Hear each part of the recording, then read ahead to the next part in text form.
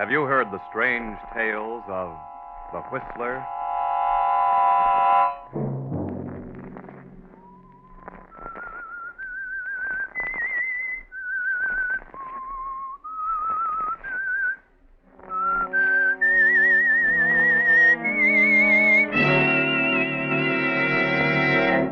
I'm the Whistler. I know John Blake isn't here. I know because he's disappeared. I know you're trying to keep it out of the press because you think he's been kidnapped. Another Sunday night, and again, CBS presents The Whistler.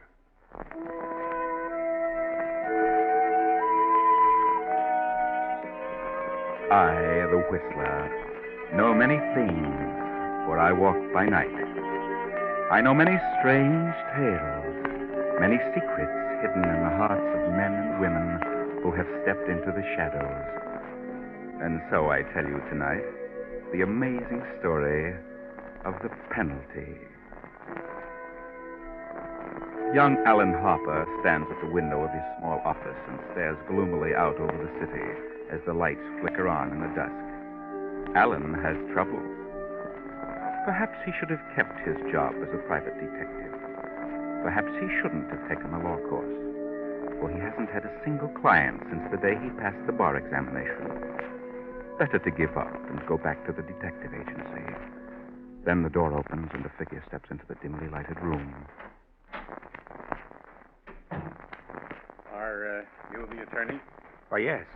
Yes, I'm Alan Harper. I have a little business for you. Business? Oh, what kind of business? I want you to draw a will and later deliver a letter for me. A will? Oh, yes, of course. Do you know who I am? Well, I've certainly seen you before, but I just can't place you. I'm John Blake, president of the Plymouth Building and Loan. Oh, yes, of course. I've seen your picture many times. Yes. But why have you come to me? You have a staff of the best attorneys in town. I know, but because of the peculiar nature of the business at hand, I prefer an unknown, a lawyer who had no previous interest in me or my affairs. I see. And also one who was not doing any too well. Well, I'll have to admit that you picked a good example.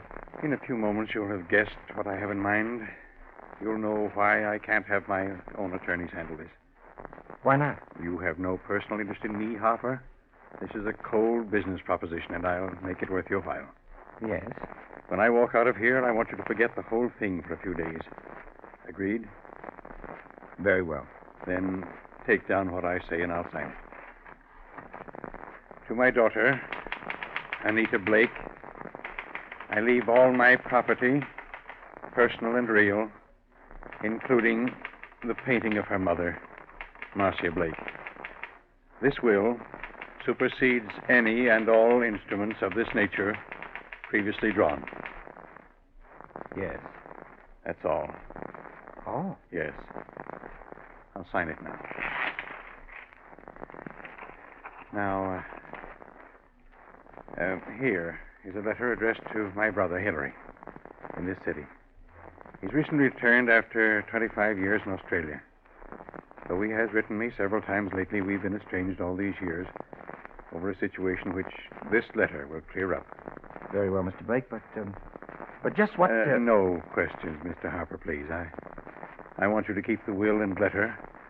You'll know what to do with them when the time arrives. Are you... Mr. Blake, are you afraid of being murdered? No, Harper, there was a time... Oh, but not now. Sounds a little crazy to me. Here you are, young man. Your fee. What? $1,000. Oh, but that's most unusual. Why all that? I'm paying you that much because I know you need it badly, and your need will make you keep our agreement that you'll forget all this for a few days and say nothing to anyone. You're planning to commit suicide, Mr. Blake. And what if I were? Then it's my duty to stop you. What would my death matter to you? People die every day, commit suicide or murdered. It means nothing to you. Yes, but this is different. Mr. Harper, I'm not planning to commit suicide. You're sure? Yes, I assure you. So if you don't care to go through with the agreement, I'll take the money back and find someone else. No. No, I believe you, Mr. Blake. I'll keep the agreement. I've got to. Very well. Goodbye, Harper, and good luck. Goodbye, Mr. Blake.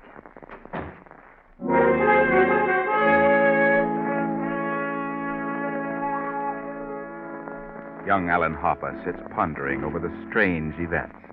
The will, the letter. He drops the role of attorney, and his mind works from the angle of the detective. What a strange situation. Another day has passed, and toward noon, Anita Blake talks to her fiancé, Wilbur Martin. I'm sorry to call you out here, Wilbur, but I just had to talk to you. Oh, what is it, Anita? What's wrong? It's about Father. Your father? He left the office late yesterday afternoon, but he didn't come home.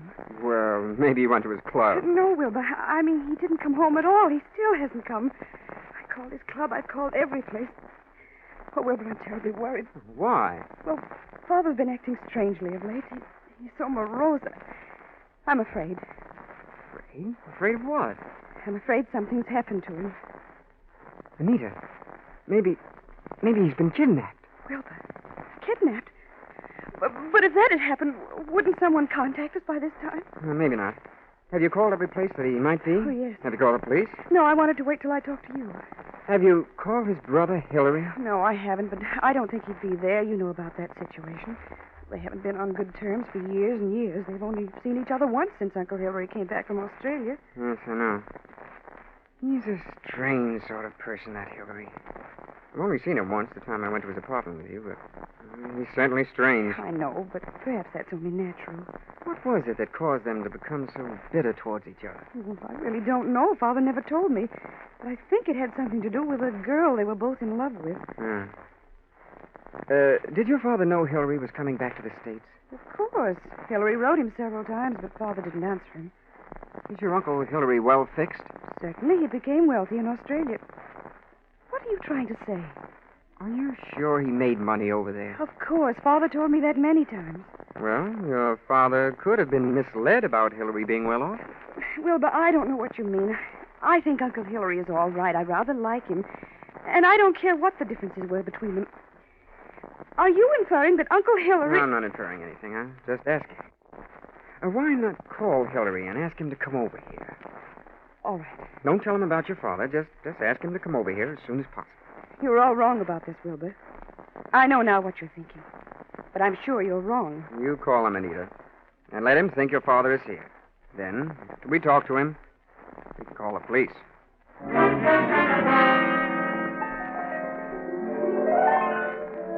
Wilbur is very clever. He may be right about Hillary. Maybe Hillary knows something about his brother's strange disappearance. But then Hillary is clever, too.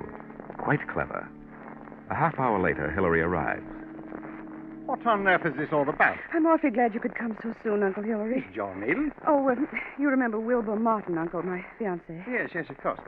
What's wrong with you two? What's happened? Mr. Blake, how long since you've seen your brother? Why, it's been about 4 or 5 months, shortly after I came here from Australia. Wilbur, Would you like to have a few words with him? Why, certainly. What's happened? Wilbur, stop this nonsense.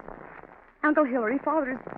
Well, he isn't here. He's disappeared. What? Disappeared? Yes, and Wilbur thought maybe you knew where he was. Oh, I see. Well, Wilbur, I don't know.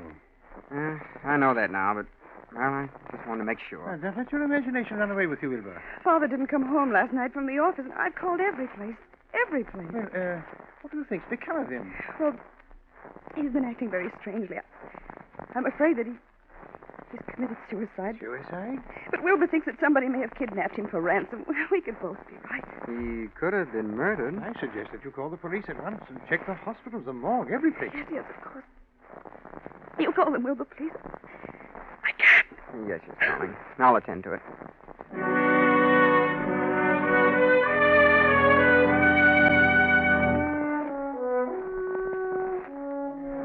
Wilbur calls the police, and the hospital, and the morgue. But he learns nothing of value. 2 days pass by, and still not a sign of John Blake or his body.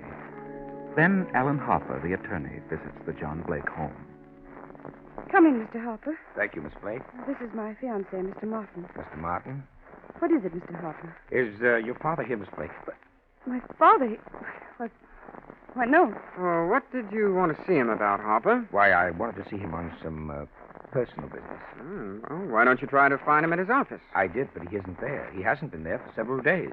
Just what is your business, Mr. Harper? Why do you want to see Mr. Blake? I don't want to see Mr. Blake because I don't think he's here. I came to see Miss Blake. What do you want, Mr. Harper? Who are you? I'm a detective. Detective? Yes. Go on, Mr. Harper. I know John Blake isn't here. I know because he's disappeared. I know you're trying to keep it out of the press because you think he's been kidnapped. We called the police. We asked them to keep it quiet. Yes, I know that. But I'm working in the background. Well, if you don't think he's here, then where do you think he is? I think he's dead. Dead? Why do you think that? Just what do you know, Mr. Harper?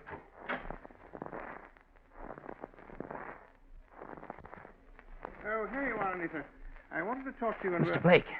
What? And who is this? Mr. Blake. Well, sir. You seem startled, young man. What's wrong? Oh, yes, I am, sir. I thought What that... did you think?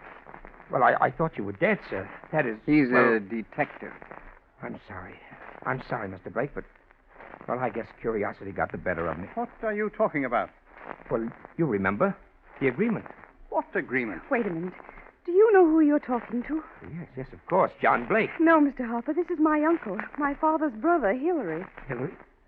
Hillary Blake? Yes, my father's twin brother. Twins. John and Hillary were twins? Of course. Well, I didn't know that. Then apparently you know my father, John Blake. Yes. What did you know about him? You know where he is? Well, excuse me just a moment. I've never been so startled in all my life. Yes. Yes, now that I look at him, now that I recall his speech, there's a difference. And why do you think John Blake is dead, Mr. Harper? I've just come from police headquarters. You mean he's been murdered? No, not murdered. From all indications, he's committed suicide. Suicide? Are you sure? Oh, Father, I was afraid of this. This morning, a hat and coat and overcoat were found on the river docks. In the coat was a typewritten copy of a will made the day before yesterday. The hat bears the initials J.B. There was a will, you say? Yes. Could you identify the hat and coat, Miss Blake? Of course. Very well. Come in, Sergeant. This is Sergeant Hanlon. Do you recognize this coat and hat, Miss Blake? Yes. Yes, I do. They were father's. Oh, Wilbur. Yes, I can't understand it. But the hat and coat are not conclusive evidence. What about the will found in the pocket? Show them the will, Sergeant. You read it, Wilbur. Yes, of course. To my daughter, Anita Blake, I leave all my property, personal and real, including the painting of her mother, Marcia Blake. This will supersedes any and all instruments of this nature previously drawn. But no signature. I have the original. Here you are. It's the original and signed. Where did you get this, Harper? Look at the signature of the witness. Alan Harper. You witnessed the signature? I did. And how do you explain that, Mr. Harper? Because I typed the will for John Blake the night he disappeared. He signed it, and I witnessed the signature. But why should he come to you, a detective? It's true that I'm a detective, but I'm also an attorney at law. But Mr. Blake has his own attorney. Nevertheless, he came to me to draw this will. And if I hadn't recognized him from his pictures, I wouldn't have witnessed the signature. You recognize your father's signature, Anita? Yes. Yes, it's his, all right. I still can't understand the reason for his doing such a thing. He had everything in the world, everything to live for, money, position. He must have been out of his mind. Well, I'll admit he did act very strangely, but he seemed to be rational enough. But this still isn't proof that he's dead. There's no body, no proof that he committed suicide. The body may not be found for days, but this evidence at hand certainly indicates that a body will be found eventually. Maybe not, Mr. Harper. It's possible they could have... What were you going to say? Nothing. Miss Blake, in a way, I blame myself for your father's death. How do you mean? While he was dictating the will, I had a premonition that he was planning to kill himself. When I confronted him with my suspicion, he was able to convince me that he had no such intention. It's obvious now why he came to me. Why? He wanted someone who didn't know him personally. His own attorneys would have been able to see through his plan and prevent his carrying it out. But why did he make this new will if he'd already made one? Yes, that's what I'd like to know. Well, I'm still not convinced that he committed suicide. No? Well, maybe this will help. Here's a letter he asked me to deliver to Hillary Blake. A letter? To me? Yes. He said it would clear up a few things. Huh. Well, What does it say, Uncle? it says several things. Things he'd never have said unless he were going to die. Suppose you read it, Wilbur. Yes. Hillary, for 25 years now, jealousy and bitterness have kept us apart. I know why you stayed over there in Australia all these years. I know you loved Marcia, that she was rightfully yours. But I loved her too, and I couldn't go on without her. I know you despised us both all these years, and I pretended to despise you. I had to pretend because I lied to Marcia. I told her you were engaged to a woman in Australia. Marcia is innocent. I was to blame. When Marcia died last year, you wrote that you were coming back. I knew that your resentment had faded, but I didn't answer you. I've kept away from you because I just couldn't face it. I told you all this because things have happened, which you will learn soon enough, that have decided me to close my book and write finis. I have made a new will, leaving everything I possess to Anita. Anita is young, Hillary. I beg of you to watch after her as though she were your own, which, but for my selfishness, she might well have been. Forgive me, Hillary. John. Well, this certainly indicates suicide. What does he mean by things have happened? That, Miss Blake, is the motive for which we'll just have to wait. Yes. For that and the body.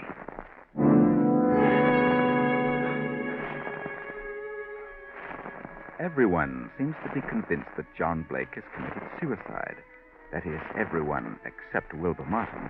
But still, the body has not been found. Then, one morning, 4 days later, Alan Harper calls Anita and Hillary to police headquarters. Morning, Miss Blake. Mr. Blake. What is it, Mr. Harper? Have you found John? I hope you don't mind my coming along, Mr. Harper. No. No, not at all, Mr. Martin. What's happened? They found a body this morning on the rocks at the mouth of the river. It's rather badly bruised and cut, and, well, it's in a bad condition, but I think you should look at it. Oh, I know how you feel, Miss Blake, but I'm afraid it's necessary. very well. I'll be all right. May I come too? Please do, Wilbur. This way, please.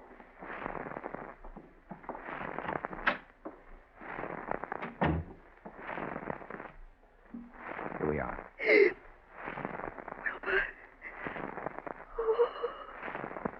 What do you say, Miss Blake? Oh, it's awful. Now, get hold of yourself, Anita. Please, you must. Yes, that's Father.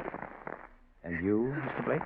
Well, it's certainly hard to say. It looks like it might be John, but was there no means of identification on this body? No jewelry? Father never wore any jewelry. There was nothing but this suit here. Nothing in the pockets. Oh, Wilbur, that's Father's suit, all right.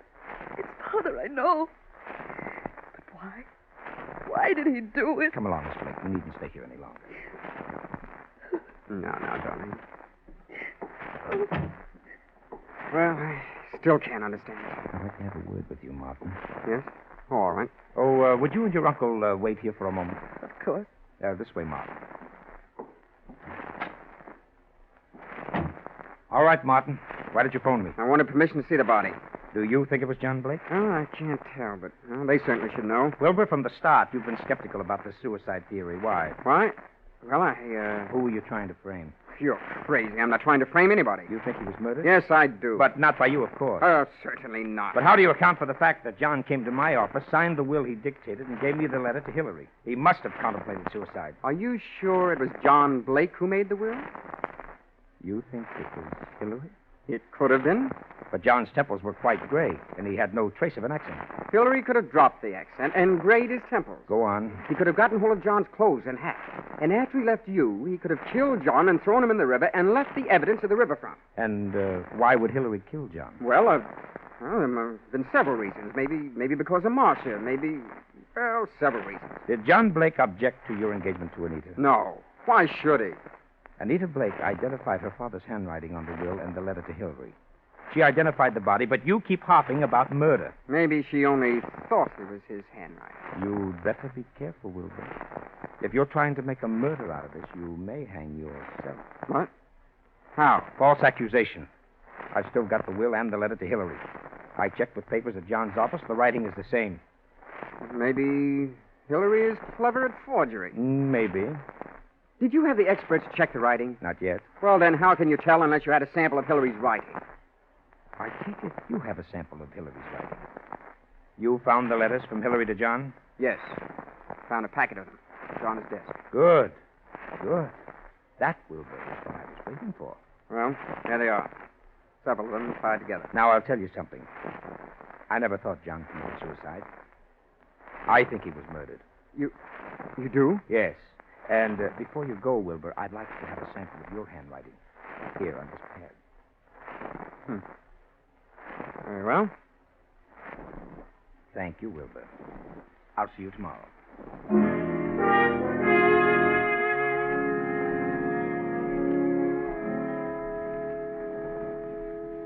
Well, Sergeant, have you finished checking? Yes, Harper, I've finished. And what's the verdict? Well, this is the cleverest bit of forgery I've ever come across. This would have passed any place if the question hadn't come up. So? This will and the letter to Hillary would certainly get by anyone as having been written by John Blake. Yes. When comparing the suicide letter from John to Hillary with this letter Hillary wrote from Australia, we notice a difference, but a basic similarity. Would the fact that they're twins be the reason for that? No, on closer examination, we find characteristics which couldn't appear in both letters if they were twins. Then you agree with me that Hillary must have written the suicide letter and signed the will. I certainly do. It's a tough thing to prove.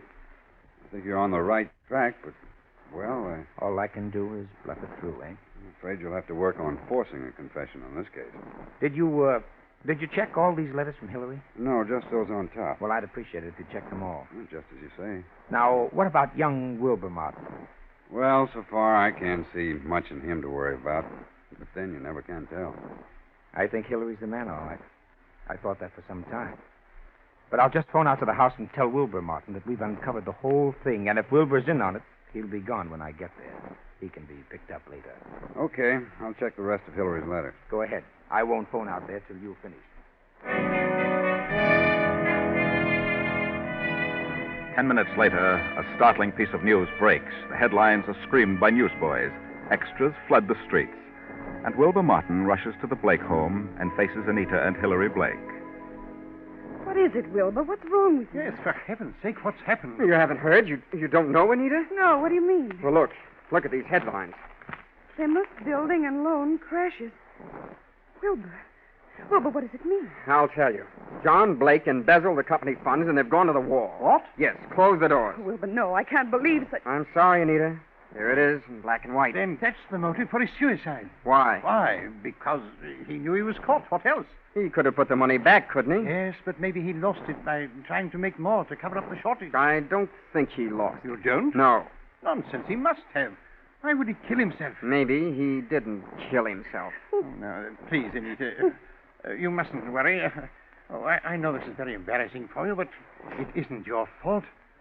Let me take you away for a while. We can run down to Mexico till this blows over. You won't take her to Mexico. You won't take her anyplace. Just what do you mean? What's wrong with you, Wilbur? You're acting stupid. Do you want to go to Mexico with a murderer? What? Your father may have built the company, but I don't believe he lost the money. Wilbur. He hid it. And your Uncle Hillary found out where he hid it, and he set up the suicide to cover your father's murder. Crazy. Out of your mind. This doesn't make sense. I have all the money I need. Yes, you have now. You're a fool. Pack your things, Anita. I'll phone the airport for a reservation. You won't leave this room. Do you know what can be done to you for threatening people with firearms? I'll call the police. You don't need to call the police. They're on the way here now. I just talked to that detective, Mr. Harper. They've proved that you wrote the John's will and the suicide letter. You killed John, and you have the money. Wilbur, you're crazy. You're out of your mind. I know what I'm talking about. Get out of here. Get out. Get out! No, I won't leave. No one will leave till they come.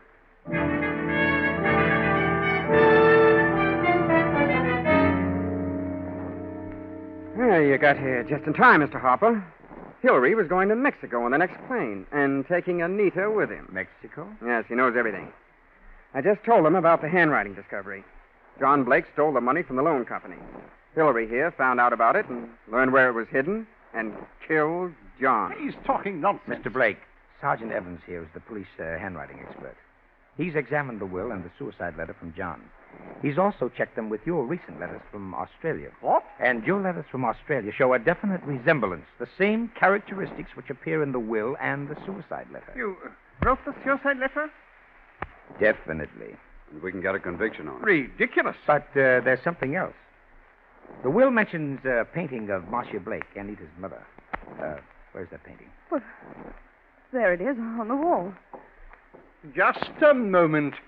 I hope you don't mind, Miss Blake. You're tearing off the back. Yes. Yes. And there you are. There's the reason why. Bonds. Thousands in negotiable bonds. Then Hillary did know about the money. He did kill John for all this. I did no such thing. No. No, that's right. You didn't kill John Blake. Well, then who did? Look at these two letters from Hillary Blake to John. What are the dates? September and November 1940. Those were Hillary's last letters to John. Now look at these. June and July, 1920. You notice any difference? All are signed by Hillary. But the ones dated 1920 are not at all like the ones written in 1940. Not the least similarity. We just discovered these old letters. The ones dated 1920 were written by Hillary. But the ones dated 1940 were written by John. John? What do you mean? You're under arrest, Mr. Blake, not for murder, because there's been no murder. You're under arrest on a charge of embezzlement. Embezzlement? And you, Miss Blake, are under arrest as an accomplice. Oh, but what are you saying? At first, we overlooked the earlier letters of Hillary Blake, but when we saw them, we knew they were not the same hand. We knew John forged the recent ones. Furthermore, I checked with Australia. Hillary Blake died in Sydney 10 years ago. This man is John Blake, posing as Hillary to escape the penalty for looting the company. Nita, you... And Nita knew all about it. She's in on the plan. Oh, it was a clever one. And they might have gotten away with the phony suicide, but he picked the wrong attorney. Oh, here's your $1,000, Blake. But I'm afraid it won't do either of you much good now. Well, that's the story. John had gone to great lengths in laying his plan, but he made a mistake by failing to destroy the early letters from Hillary, and he underestimated Wilbur's intelligence. John had covered every point. He had even established residence in an apartment as Hillary, had used the story of estrangement as an excuse for not associating with Hillary. And what of the body in the morgue? That's where they slipped again. The police knew the identity of the body. That was merely a trap laid by Alan Harper. Anita was too quick in identifying the first body she saw, too anxious. It was obviously not her father, but the finding of an unidentified body seemed so convenient that she jumped at the chance to declare it was John Blake. Yes, there's many a slip twixt, but you know the rest.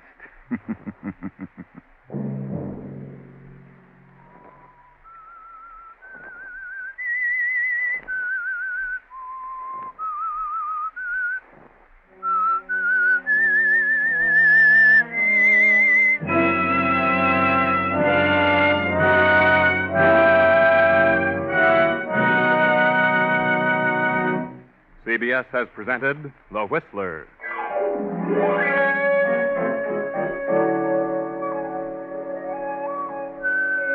Original music for this production was composed and conducted by Wilbur Hatch.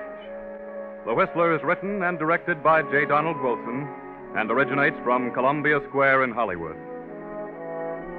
Next week, same time. I, the Whistler, will return to tell you another unusual story.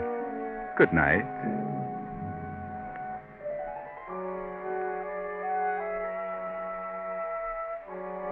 This is the Columbia Broadcasting System.